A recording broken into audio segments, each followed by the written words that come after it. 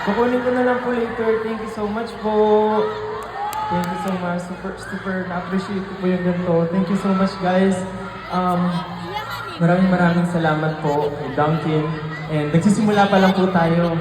Yara pa lang, tsaka ako yung nakapag-perform. Si Bel, hindi pa. So, ayan. For sure, maraming nag-aabang dyan. Sino po yung mga fans si Bel dyan? Go! Let's go! And sa mga di po nakakaalam, pinapakinggan ko rin yung mga songs ni Bel. And for sure, actually, even yung RM namin kanina, sabi niya, ay, ang dami palang kanta ni Bel.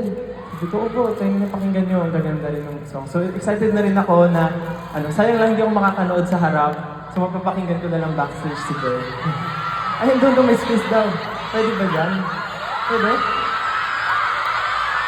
Bawal daw eh. Pwede?